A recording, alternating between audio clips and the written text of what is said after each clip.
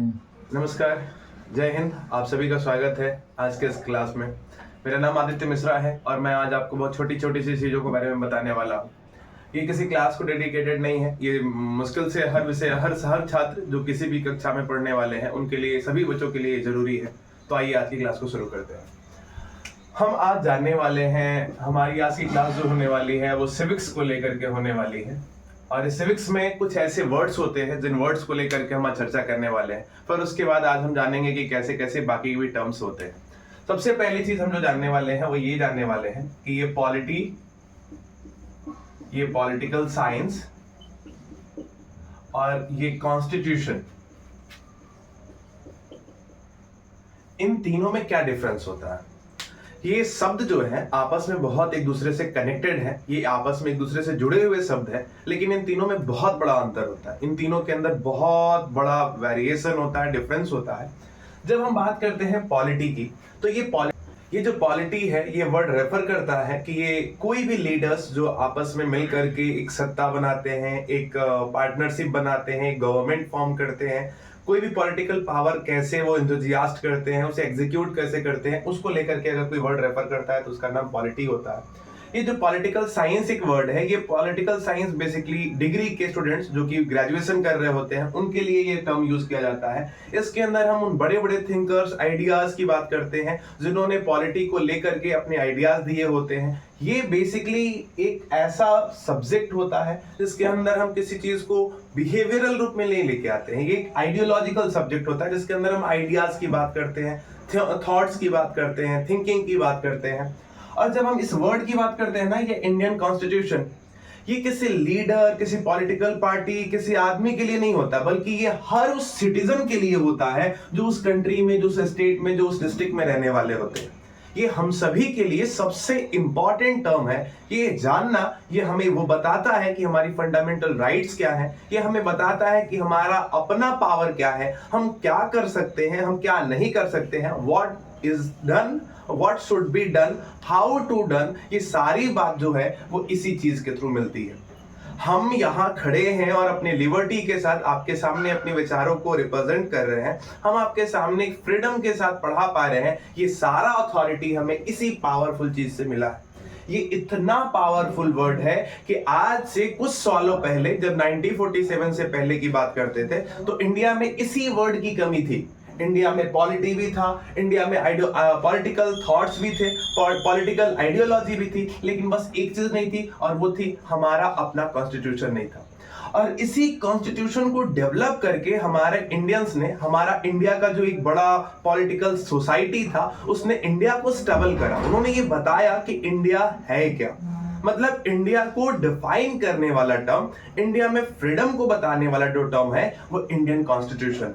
और मैं व्यक्तिगत रूप से इस बात को मानता हूं कि चाहे छात्र किसी भी सब्जेक्ट का हो, वो इंजीनियरिंग कर रहा हो, वो मेडिकल कर रहा हो, वो कॉमर्स लेके पढ़ रहा हो, लेकिन उसे इस टर्म की जानकारी बहुत अधिक रूप से होनी चाहिए और बहुत ही क्लैरिटी के साथ होनी चाहिए कि ये कॉन्स्टिट्यूशन क्या है, कैसे किसी सिटीजन के पास कौन कौन सी राइट होती हैं, डीपीएसपी क्या होता है, फंडामेंटल राइट्स क्या होती है, फंडामेंटल ड्यूटीज क्या होती हैं, कौन कौन सी राइट्स जो है वो गवर्नमेंट के अगेंस्ट में हमें मिली हुई हैं, कौन कौन सी ऐसी राइट्स हैं जो गवर्नमेंट को हमारे अगेंस्ट में मिली हुई हैं। ये सारी की सारी बातें इस इंडियन कॉन्स्टिट्यूशन में लिखी गई हैं। आइए हम इन चीजों को थोड़ा आगे कंटिन्यू करते चलते हैं और आगे समझते हैं कि ये पॉलिटी और पॉलिटिकल टर्म्स के अंदर हम क्या क्या सीखने वाले हैं। सबसे पहली बात तो कि हम आपको एक छोटी सी बात बताते हैं। छोटी सी बात यह है कि हम सभी किसी न किसी कमेटी से आते हैं, किसी न किसी सोसाइटी से आते हैं, हम कहीं ना कहीं बिलोंग करते हैं, हमारी कोई ना कोई एक फैमिली होती है। और एक बड़ी मूवी में एक बहुत अच्छा डायलॉग था कि अगर आप राजनीति समझना चाहते हैं, if you want to understand the polity, first you have to understand your family. अगर हम अपने परिवार को देखें ना, तो परिवार के अंदर बहुत सारे सदस्य होते हैं। मम्मी होती है, पिताजी होते हैं, भाई होते हैं, बहन होती है, हम खुद भी होते हैं। और इन सभी के अंदर हम कई सारी चीजों को लेकर के कई बार बातचीत करते हैं, विचार विमर्श करते हैं, और इस वजह से कई बार हमारे परिवार में भी कई बार सहमति बनती है, कई बार टकराव होते हैं, तकरार होती है। ठीक जैसे परिवार की अगर हम बात करते हैं, ऐसे ही जब हम इस करोड़ों परिवारों को समेटे हुए किसी देश किसी राज्य, किसी जिले, किसी ग्राम की बात करते हैं, उसके अंदर भी कई बार ऐसे होते हैं, कई मुद्दों के ऊपर सरकार और सभी लोगों की एक सहमति बन जाती है। जिस तरह से हमारे परिवार को चलाने के लिए हमारे पिताजी अहम होते हैं, हमारी माँ अहम होती है, उसी तरह से एक समाज को चलाने के लिए एक सरकार की अहम भूमिका होती है। वो सरकार कई तरह के होते हैं। ऐसा नहीं है कि वो सरकार जैसा हम इंडिया में देखते हैं सिर्फ ऐसी ही सरकार की व्यवस्था है, नहीं। मैं आपको बताता हूं कुछ ऐसी सरकार के बारे में जो सरकार हमारे समाज को बहुत अच्छे तरीके से चलाते हैं, जिसमें जो सबसे पहला सिस्टम है उसको हम लोग बोलते हैं मोनार्की सिस्टम। इस मोनार्की सिस्टम के अंदर बेसिकली होता क्या है कि एक समाज, एक सोसाइटी जो हमारे चारों तरफ दिखती है, जो हमारे चारों तरफ प्रेजेंट रहती है, उसके अंदर उसको चलाने की, उसकी व्यवस्थाओं को बनाने की, उसको रूल करने की जो जिम्मेदारी होती है वो किसी किंग की होती है, किसी राजा की होती है, किसी क्राउन की होती है। कोई राजा, कोई राज परिवार, उसकी व्यवस्थाओं को बनाने की जिम्मेदारी इस व्यक्ति की होती है। समझने वाली बात है दोस्तों, राजा जो होता है ना, उसको उसका सिलेक्शन, उसका इलेक्शन जो होता है वो किसी कैपेबिलिटी के आधार पे नहीं होता है। वो अपने पावर, अपने युद्ध कौशल, इन सभी चीजों को लेकर के ना वो किसी सोसाइटी को लीड करता है, वो सोसाइटी को बनाता है, उसकी व्यवस्थाओं को देखता है। फॉर एग्जाम्पल, आपके परिवार में घर का मुखिया कौन होगा, इसके लिए आपके परिवार में कोई इलेक्शन नहीं होते हैं।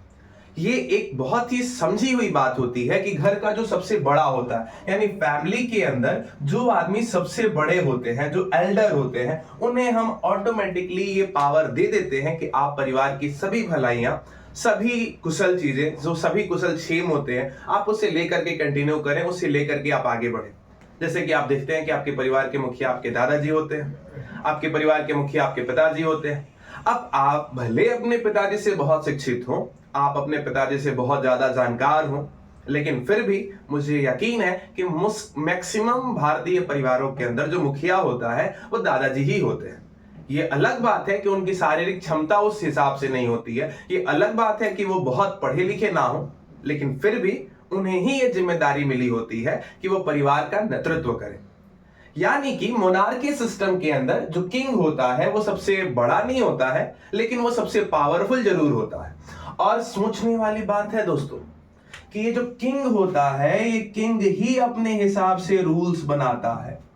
यानी कि रूल के अकॉर्डिंग किंग नहीं होते, बल्कि किंग के अकॉर्डिंग रूल्स होते हैं। और ये रूल्स जो होते हैं, जो किंग ने बनाया होता है, ये सबको पता है। अगर मैं आज आपको ये परमिशन दे दूं कि आप अपने परिवार को लीड कर रहे हैं, तो ये कोई संदेह वाली बात नहीं होगी कि आप परिवार को वैसे ही लेके जाएंगे जैसा आपका मन करता है, जैसा आप चाहते हैं। अगर सपोज दैट, एक एग्जांपल के तौर पे मैं समझो कि अगर आज आपको आइसक्रीम खाने की इच्छा है, तो आप परिवार में ये अनाउंस कर देंगे कि आज सभी लोग आइसक्रीम खाएंगे। आप बिल्कुल भी इस बात को नहीं सोचेंगे कि बाकी लोगों की, बाकी सदस्यों की क्या मनसा है। यानी कि मोनार्की सिस्टम के अंदर एक किंग होता है और किंग ने अपने हिसाब से रूल बनाए होते हैं। आप अगर हिस्ट्री पढ़ेंगे तो आप हिस्ट्री के डिफरेंट फेजेस में देखेंगे कि इंडिया के अंदर, इंडिया के अलावा भी बहुत सारी ऐसी कंट्रियां हैं जिसके अंदर अलग अलग टाइम पे, अलग अलग इंटरवल ऑफ टाइम पे अलग अलग किंग आए और उन्होंने अपने हिसाब से एक अपना रूल पैटर्न बनाया, अलग हिसाब से टैक्सेशन किया, अलग हिसाब से व्यवस्थाएं बनाई और अलग हिसाब से सिस्टम को लेकर के चला। तो मोनार्की सिस्टम, आपने इस बात को समझ गया। अब थोड़ा मैं दूसरे फॉर्म्स की भी बात कर लेता हूं कि दूसरे कौन कौन से फॉर्म्स होते हैं जिनके अंदर हमारा जो सिस्टम होता है, हमारा जो गवर्नेंसी होती है, वो चलाई जाती है। दूसरा होता है ऑलिगेसी। ये आप लोगों को, मुझे ऐसा लगता है कि आप लोगों के लिए एक न्यू टर्म होगा, ये नई बात आपने सुना होगा कि ऑलिगेसी क्या होती है। बेसिकली ना, ये एक, इसको डिफाइन करने के लिए आप ऐसा समझ सकते हैं कि एक ऐसी सोसाइटी जिसको लीड करने के लिए किसी किंग को नहीं इनवाइट किया जाता है, बल्कि उसको, उसके अंदर किसी नोबेल पर्सन को इनवाइट करा जाता है।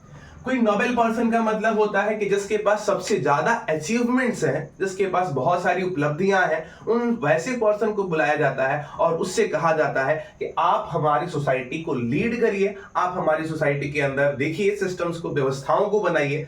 आप ऐसा कह सकते हैं कि हमारी सोसाइटी के अंदर जो सबसे ज्यादा पढ़ा लिखा व्यक्ति होता है, जो सबसे ज्यादा बड़ा अचीवर पर्सन होता है, उससे ये अपॉर्चुनिटी मिलती है जो सोसाइटी को लीड करे। इसे ऑलिगेसी बोलते हैं। अब बेसिकली ये बात बिल्कुल सत्य है कि जो व्यक्ति पढ़े लिखे होते हैं, एडुकेटेड होते हैं, उनकी क्षमता बहुत अलग होती है।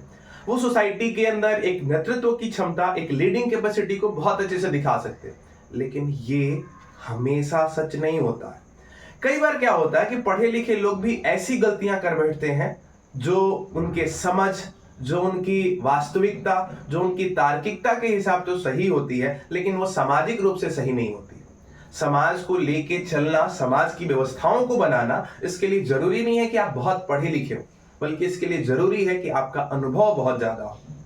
आप देखो, आपके मोहल्ले के अंदर, आपके वार्ड के अंदर जो वार्ड पार्षद होते हैं, जो लोकल गवर्नेंस को सपोर्ट करने वाले लोग होते हैं, उन्होंने पीएचडी नहीं किया होता है, लेकिन उनको ये पता होता है कि सोसाइटी के अंदर, मोहल्ले के अंदर किन चीजों की रिक्वायरमेंट कब होती है।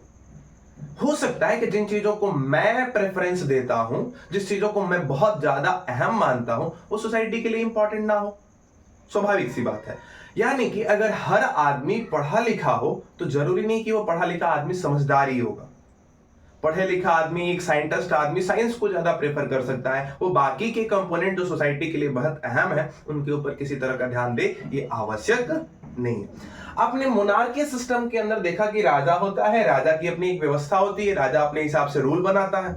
आपने ऑयल ग्रेसी के अंदर देखा कि एक नोबेल पर्सन होता है, एक अचीवर होता है, उस अचीवर के हिसाब से सारी सोसाइटी रूल कर रही होती है। लेकिन इन दोनों में आपने देखा कि सोसाइटी किसी सेंटर ओरिएंटेड ही डेवलप हो रही है। कोई आदमी है जो सेंटर है, वो सारे पावर का सेंटर है, और उसी से सारा पावर जो है सोसाइटी के अंदर डिस्ट्रीब्यूट हो रहा है। इन दोनों ही सिस्टम के अलावा मैं अभी तीसरे टर्म्स के बारे में आपको बताता हूं। जो तीसरा सिस्टम है ना, वो द ऑक्रेसी है। इसके अंदर बेसिकली हम बात करते हैं, बेसिकली इसके अंदर एक टर्म होता है जिसके अंदर हम कहते हैं, ये आप लोग बहुत ही फेमस वर्ड है। इसके अंदर बेसिकली होता क्या है कि जैसे बहुत सारी ऐसी कंट्रियों को आपने देखा होगा जिसके अंदर जो रिलीजियस गुरु है, फॉर एग्जांपल आप सऊदी अरबिया को ले लो, फॉर एग्जांपल आप यूएई को ले लो, फॉर एग्जांपल आप ईरान को ले लो, इराक को ले लो। इसके अंदर ना पावर जो है किसी नोबेल पर्सन को, किसी किंग को, किसी क्राउन को ना दे करके किसी रिलीजियस गुरु को दे दिया गया होता है। और ये आप अक्सर अपने देश के अंदर देखते होंगे कि कई बार हमारे यहाँ भी बहुत सारे ऐसे रिलीजियस टीचर होते हैं जो उटपटांग बातें करते हैं, जो देश को उसकी व्यवस्थाओं के हिसाब से, उसकी इंटीग्रिटी के हिसाब से, उसकी यूनिटी के हिसाब से लेकर के नहीं चलना चाहते, बल्कि वो अपने रिलीजियस माइथोलॉजी के हिसाब से लेके चलना चाहते हैं। हमारी रिलीजियस मान्यताएं हैं, लेकिन आप देखो इस बात को कि इंडिया कोई ऐसा कंट्री नहीं जहां पे सिर्फ एक रिलीजियस के लोग रहते हो, जहां पे एक रिचुअल फॉलो होते हो। ये ऐसा जगह है जहां पे हर तरह की थॉट्स, हर तरह की माइथोलॉजी, हर तरह के रिचुअल्स फॉलो होते हैं। अगर इंडिया के अंदर, इतने बड़े देश के अंदर कोई ऐसा सिस्टम आ जाए जिसके अंदर हर आदमी, हर डिसीजन, हर व्यवस्था, हर सिस्टम किसी रिलीजन को पॉइंट करके रखा जाए, किसी स्पेसिफाइड रिलीजन, रिचुअल को प्रेफर करता हुआ दिखाया जाए, तो सोचो हमारे देश का क्या होगा। आज जो हमारी इंटीग्रिटी, आज अभी रिसेंट की घटना है, पुलवामा हमला हुआ, जिसके अंदर धर्म पूछ के लोगों की, निहत्थे लोगों की हत्या कर दी गई। आज हमारा इंडिया कितनी बड़ी यूनिटी का डिफिनेशन दे रहा है। आज कैसे हर आदमी कह रहा है कि आतंकवाद का कोई धर्म नहीं होता है। आज कैसे हमारा देश एकत्रित है, किसी दंगे को किए बगैर पूरा देश इकट्ठे खड़ा है कि आतंकियों को पनिश किया जाए, उन्हें दंड दिया जाए। अगर इंडिया किसी एक धर्म को लेके जाना जाता, अगर इंडिया किसी एक धर्म को परिभाषित करता, तो क्या यहाँ पे बाकी धर्म वाले लोग आज जिस तरह से सहयोग कर रहे हैं एक दूसरे का, क्या ये सहयोग करने को मिलता? मेरे प्यारे दोस्तों, यही खूबसूरती है। इसी खूबसूरती को पहचानना है, इसे ही समझना है कि कैसे हम सिस्टम्स को बनाते हैं और कैसे हमारा सिस्टम जो है वो इतना परफेक्ट है, इतना परफेक्ट है कि उसके अंदर बहुत कम कमियां रह गई है। जिस तरह से आपके परिवार के अंदर कोई भी जब बात होती है तो उसके ऊपर सर्वदल सहमति नहीं होती, यानी हर परिवार का सदस्य सहमत नहीं होगा, लेकिन आपका परिवार इस हिसाब से चलता है कि आपके परिवार के हर सदस्य की भलाई की बात की जाती है। और आखिरकार हम सभी अपने परिवार को लेकर के बहुत सजग रहते हैं, बहुत इकट्ठित रहते हैं, बहुत संगठित रहते हैं, यूनाइट रहते हैं और हमेशा प्रयास करते हैं कि हमारा परिवार जो है वो इकट्ठित रहे, ग्रो करता रहे। इस द ऑक्रेसी के अंदर आपने ये जो टर्म देखा, इस टर्म के अंदर बेसिकली मैं जो बता रहा हूं ये बता रहा हूं कि इसके अंदर ना रिलीजन को प्रीफर करा जाता है, यानी एक तरह से कह सकते हैं कि ये रिलीजन को प्रीफर करता हुआ नजर आता है, ये रिलीजन को प्रायोरिटाइज करता हुआ नजर आता है। और ये बात सच है, इसकी कुछ कमियां वैसे बहुत सारी हैं, हर चीज की अपनी कमी होती है, लेकिन इसकी जो मैं कमी मानता हूं वो ये होता है कि रिलीजन का जो निर्माण हुआ रहता है ना, अगर उसके अंदर कोई चेंजेस नहीं आते हैं, वो मॉडिफाई नहीं होता है, तो उसके अंदर ना बहुत सारी पुरानी रिचुअल्स को ना जबरदस्ती ढोने की एक समस्या होती है। हिंदू धर्म के अंदर भी बहुत सारी ऐसी बातें हैं, इस्लाम धर्म के अंदर भी बहुत सारी ऐसी बातें हैं जिन रिचुअल्स को हमें जबरदस्ती ढोना पड़ता है। हमारा मन नहीं होता है। आज के नए बच्चे जो आज के टाइम पे मॉडर्न होते जा रहे हैं, उनको एक जबरदस्ती प्रेशराइज किया जाता है, और ऐसे कंडीशन में कहीं ना कहीं ये बड़ा विरोध का रूप, एक बड़ा प्रोटेस्टिव फॉर्म पकड़ लेता है। और मैं बाकी फॉर्म्स के बारे में बात ना करते हुए एक आखिरी टर्म की बात करूंगा जिसका नाम है डेमोक्रेसी। बच्चा, ये डेमोक्रेसी जो वर्ड है ना, ये डेमोक्रेसी जो वर्ड है, ये डेमोक्रेसी, अच्छा एक सेकंड, मुझे ऐसा लग रहा है कि ये फ्रेम से बाहर जा रहा है। मैं इस चीज की चर्चा जो है मैं ऊपर की साइड में, इस साइड में रख के करूंगा, जिसका नाम है डेमोक्रेसी। बेसिकली इस डेमोक्रेसी वर्ड में ना इतना व्यवस्थाएं अच्छी तरीके से चलती हैं, इतनी बेहतरीन व्यवस्थाएं इसके अंदर। सोचो, आपके परिवार में आपके दादाजी, आपके पिताजी, आपके घर के सभी बड़े बुजुर्ग जो हैं, वो आपसे पूछे कि आपको इस वक्त क्या खाने का मन है, और आप जो बताएं उसका पालन हो घर में।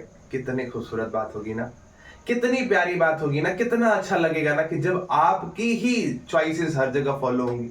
और ऐसा नहीं कि सिर्फ आपकी ही, आपके घर में आप उस व्यवस्था को इमेजिन करें जिसमें आपकी भी सारी व्यवस्थाओं को माना जाए, आपके भाई बहनों की सारे विचारों को लिया जाए, आपके बड़े बुजुर्गों का विचार लिया जाए, और सबके हिसाब से परिवार चले। कितनी अच्छी बात होगी ना। ये डेमोक्रेसी जो है ना, ये किसी स्पेशल नोबेल पर्सन के थ्रू, किसी किंग के थ्रू, किसी क्राउन के थ्रू, किसी रिलीजन के थ्रू नहीं चलता है, बल्कि इसके अंदर ना हमारा जो सिटीजन है, हमारी जो कॉमन पीपल है, वो डिसाइड करते हैं कि हमारा समाज कैसा होना चाहिए, हमारी सोसाइटी कैसी होनी चाहिए, हमें कहां से कैसे चलना है। वो डिसाइड करते हैं कि हमारे लिए क्या जरूरी है और क्या जरूरी नहीं है। वो डिसाइड करते हैं कि मोहल्ले में ड्रेनेज सिस्टम कैसा होना चाहिए, वो बताते हैं कि हमारे मोहल्ले में सड़कों का निर्माण कैसे होना चाहिए। दोस्तों, ये समझने वाली बात है, और बहुत अच्छे से आप समझते हैं कि डेमोक्रेसी का मतलब होता है जिसमें हम सिटीजन के लिए, सिटीजन के द्वारा ही और सिटीजन के थ्रू ही एक सिस्टम को बनाए, उसे डेमोक्रेसी कहते हैं। ये आप डेफिनेशन बहुत बार पढ़े होंगे कि democracy is the form of government in which by the people, of the people, for the people government submit, यानी कि एक ऐसी गवर्नमेंट जिसमें हम लोगों के लिए ही सब कुछ करते हैं, उसे डेमोक्रेसी कहते हैं। और आपको ये बात जान के बहुत खुशी होगी कि ये इंडिया जिसके अंदर इतनी बड़ी पॉपुलेशन है, इतनी बड़ी पॉपुलेशन के अंदर यहाँ पे जिस फॉर्म ऑफ गवर्नमेंट को हम लोग फॉलो करते हैं, उसका नाम डेमोक्रेसी है। और आपको जान के बड़ा आश्चर्य होगा, बड़े शॉक्ड होंगे, सरप्राइज होंगे कि दुनिया में जहां से डेमोक्रेसी इनिशिएट होना शुरू हुआ, जहां पे गवर्नमेंट्स, पार्लियामेंट्स का डिस्कशन स्टार्ट हुआ, जिसे हम ब्रिटेन कहते हैं, वहां पे आज भी मोनार्की सिस्टम है। आज भी दुनिया का जो सबसे बड़ा ट्रेडिंग कंट्री है, जहां पे सबसे ज्यादा व्यापार होते हैं, जो सबसे मॉडर्न कंट्री है यूएई, वहां पे आज भी डेमोक्रेसी वाला सिस्टम अवेलेबल। आप सोच रहे हो दोस्तों। अच्छा, इसके अंदर मैं एक टर्म आपको भूल गया जिसका नाम है, फिफ्थ टर्म में मैं बताऊंगा, डिक्टेटरशिप। बेसिकली डिक्टेटरशिप जो होता है ना, एक किसी पर्सन, किसी ग्रुप ऑफ पर्सन के थ्रू ही किसी सोसाइटी को चलाने की जब बात होती है, जो बिना किसी ये बात को ध्यान में रखे हुए कि सोसाइटी की बेनिफिट्स किसमें है, उसको कंसिडर किए हुए बगैर वो ये डिसाइड करते हैं कि हमारा बेनिफिट किसमें है। जब ऐसी व्यवस्थाएं होने लगती है तो उस व्यवस्था को हम लोग डिक्टेटरशिप बोलते हैं। सपोज दैट, मैं अक्सर ये बात अपनी क्लासेस में कहता रहता हूं, और जो बच्चे मेरे से क्लासेस में पढ़ते रहते हैं वो अक्सर इस टर्म को रिलेट करेंगे। मैं अक्सर ये बात कहता हूं कि एक कक्षा के अंदर, एक क्लासरूम के अंदर टीचर जो होता है, मेरे जैसा जो टीचर होता है, वो डिक्टेटर ही होता है। डिक्टेटर का मतलब शिक्षक ही निर्धारित करता है कि क्लास की व्यवस्थाएं कैसी होनी चाहिए। लेकिन हाँ, मैं जिस डिक्टेटरशिप को मानता हूं उसके अंदर मेरा विचार है, मेरा अपना व्यक्तिगत मानना है कि डिक्टेटर का मतलब ये नहीं हुआ कि मैं ही बोलता रहूंगा और बच्चे सब सुनते रहेंगे। नहीं, डिक्टेटर का मतलब होता है कि क्लासरूम के अंदर जो अनुशासन होना चाहिए, उस अनुशासन का पैरामीटर जो है वो मैक्सिमम रूप से टीचर्स और स्टूडेंट्स को डिसाइड करते हुए, कंसर्न में रखते हुए, उनको ध्यान में रखते हुए डिसाइड करना चाहिए। और मेरा ये शब्द जो है बहुत असहज करने वाला भी हो सकता है, लेकिन मेरा व्यक्तिगत मानना ये भी है कि जो छोटे बच्चे होते हैं ना, उनको अपने राइट्स, अपने गुड्स और अपने बैड्स, अपने बेनिफिट्स, अपने हार्म्स, इनके बारे में बहुत नॉलेज नहीं होती है। अगर ये बात मैं किसी सीनियर क्लासेस में खड़ा होकर बोलूं तो ये पूरी तरह से अनुचित हो जाएगा, लेकिन जब मैं बात छोटे क्लासेस की करता हूं, जब क्लास 4, 5, 6, 7, 8, 9, 10 तक के बच्चों की करता हूं, तो ऐसे बच्चे जो है ना, उनको ये नहीं पता होता कि उनके लिए बेनिफिशियल चीजें क्या है। इसलिए उन्हें कई बार ना थोड़ा सा जोर जबरदस्ती ही सही, लेकिन थोड़ा सा उन्हें डरा करके, थोड़ा से उनको प्यार से, थोड़े से एक लीडिंग कैपेसिटी दिखाते हुए उनके साथ ट्रेड करना पड़ता है। और इस वजह से ये जो डिक्टेटरशिप वाला वर्ड है, मैं मानता हूं कि क्लासरूम में मैं अक्सर फॉलो करता हूं, लेकिन जब बात सोसाइटी की आती है, जब बात कंट्री की आती है, जब मैं बात स्टेट की करता हूं, तो वहां पे ये बहुत ही प्रायोराइजलेस हो जाता है, यानी इसकी कोई बहुत अहम भूमिका होती नहीं है। इसके अंदर ना सारी लॉ, सारा कॉन्स्टिट्यूशन, जो कुछ भी आता है ना, ये सारा का सारा किसी पर्सन के अंडर में आता है। यानी सोचो, इमेजिन करो दोस्तों, क्या होगा जब मैं भारत का बड़ा प्रधानमंत्री बन जाऊं और मैं सारे लॉ, सारे रूल, सारा चीज अपने हिसाब से बदल दूं। अगर मुझे चाय पीने का मन है तो मैं बोल दूं कि इंडिया का जो नेशनल ड्रिंक होना चाहिए वो चाय होना चाहिए, और सब लोगों को चाय ही पीना और कुछ नहीं पीना। बताओ कैसी होगी व्यवस्था, कितनी भयावह स्थिति हो जाएगी, है कि नहीं। इसीलिए मैं नहीं चाहता हूं कि मैं देश का प्रधानमंत्री बनूं और मैं डिक्टेटरशिप को फॉलो करूं। चलो आगे बढ़ते हैं। यहां तक मैंने बहुत सारी फॉर्म्स ऑफ गवर्नमेंट की बात करी। अब मैं आगे बढ़ूंगा और तुम्हें बताऊंगा कि डेमोक्रेसी क्या होती है, और डेमोक्रेसी के ऊपर एक लॉन्ग एक्सप्लेनेशन करने की कोशिश करता हूं। आखिरी टर्म्स है आज की क्लास का कि डेमोक्रेसी क्या होती है। इसके बारे में तो लगभग बच्चों ने जान लिया। इसके अंदर ना हम टाइप्स के बारे में बात करेंगे। ये डेमोक्रेसी जो होती है ना, ये 2 टाइप्स की होती है। एक होती है डायरेक्ट डेमोक्रेसी और एक होती है रिप्रेजेंटेटिव डेमोक्रेसी। ये जो डायरेक्ट डेमोक्रेसी होती है ना, इसमें जनरली ये बहुत अहम बात है, ये हर क्लास के बच्चे, चाहे वो कॉम्पिटिटिव हो चाहे वो एकेडमिक हो, उनको समझना बहुत जरूरी है। हमने ये टर्म तो यूज करा कि जो डेमोक्रेसी होती है, इसका मतलब होता है कि पीपल्स का पार्टिसिपेशन, सिटीजन का पार्टिसिपेशन, कॉमन आदमी की पार्टिसिपेशन। लेकिन क्या ये संभव है? आप ऐसा समझो कि अगर आपके मोहल्ले में मैं एक ऐसा हॉल बुक कर दूं और मैं एक ऐसा एडवाइस मांगू सबसे कि आपके मोहल्ले में क्या क्या करानी है, सब लोग आकर के मुझे बता दो। आप इमेजिन करो, हर आदमी अपने अपने हिसाब से व्यवस्थाएं बताएगा। कोई आदमी कहेगा कि मेरे घर के सामने सड़क बना दो, तो कोई आके कहेगा नहीं सड़क हटा दो, सड़क बनाने से मेरे घर के सामने की जो जमीन है वो खराब हो रही है। कोई कहेगा आके ड्रेनेज सिस्टम सही कर दो, तो कोई बोलेगा नहीं ड्रेनेज सिस्टम सही मत करो, जैसा है वैसे ही रहने दो।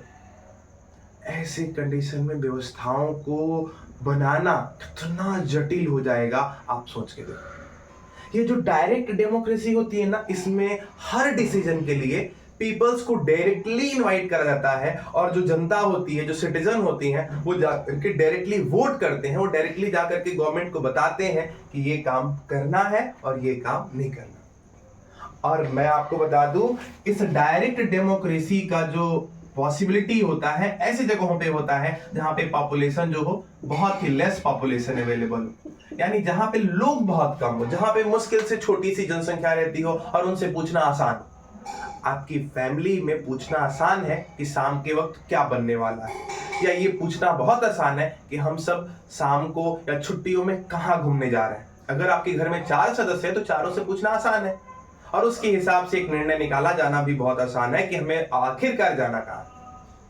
लेकिन अगर आपके पूरे रिलेटिव्स, सारे लोग जिससे आप जानते हैं, जो आप 400-500 लोग आप जिन्हें जानते हैं, जिनसे आप परिचित हैं, अगर उन सभी से पूछा जाने की बात करी जाए कि आप सबसे पूछो कि क्या खाना है, कहाँ जाना है। आप एक एग्जाम्पल लेके समझो, मान के चलो कि आप मेरी शादी में आए हो और मैं आप सभी को अपनी शादी में बुला करके और आपसे पूछना शुरू कर दो कि आज आप मेरी शादी के उपलक्ष्य में क्या खाएंगे, तो क्या ये संभव है कि सभी व्यवस्थाओं को मैं ऑन टाइम रख सकूं?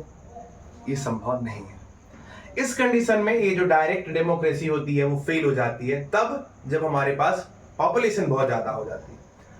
और जब हम बात करते हैं रिप्रेजेंटेटिव डेमोक्रेसी की, इसके अंदर हम बात करते हैं रिप्रेजेंटेटिव डेमोक्रेसी के अंदर जब हम पार्लियामेंट के थ्रू, यानी कि हम अपने सेलेक्टर्स, यानी कह सकते हो हम जिससे इलेक्ट करते हैं, इलेक्टेड कैंडिडेट्स के थ्रू अगर हम अपने डेमोक्रेसी को एग्जीक्यूट करते हैं तो उसे कहते हैं रिप्रेजेंटेटिव डेमोक्रेसी। यानी आप देखो हमारे इंडिया में हर आदमी जाकर के किसी डिसीजन को नहीं डिसाइड करता, बल्कि सारे इंडियन सोसाइटी जो है वो अपने अपने सोसाइटी से, अपने अपने इलेक्टोरियल एरिया से वो किसी ना पर्सन को इलेक्ट करते हैं, सेलेक्ट करते हैं और सेलेक्ट करके भेजते हैं। फिर वो सेलेक्टेड कैंडिडेट जो है ना वो अपने एरिया को रिप्रेजेंट करता है और लोगों को बताता है कि हमारे एरिया में किन चीजों की रिक्वायरमेंट है और किन चीजों की रिक्वायरमेंट नहीं है, क्या जरूरी चीजें हैं और क्या जरूरी चीजें नहीं है। आज की क्लास में मैं बस इतना ही चर्चा करूंगा और आने वाली क्लासेस में मैं हर क्लासेस के हिसाब से एक सेपरेट क्लासेस कंडक्ट करूंगा। आज की जो क्लास थी इसमें मैंने एक बेसिक चीजें बताई और बेसिक चीजों में मैंने डिस्कस किया कि छोटे छोटे टर्म्स क्या होते हैं पॉलिटिक्स के अंदर, और फिर आने वाली क्लासेस के अंदर मैं आप सभी को एक सेपरेट क्लासरूम के अंदर मैं आप लोगों को अलग अलग कक्षाओं का संचालन करता हुआ दिखूंगा। आज के लिए इतना ही, मिलते हैं अगली क्लास में, तब तक के लिए सब खैर, सबके लिए नमस्कार और देखते रहिए, पढ़ते रहिए और आनंद लेते रहिए। धन्यवाद।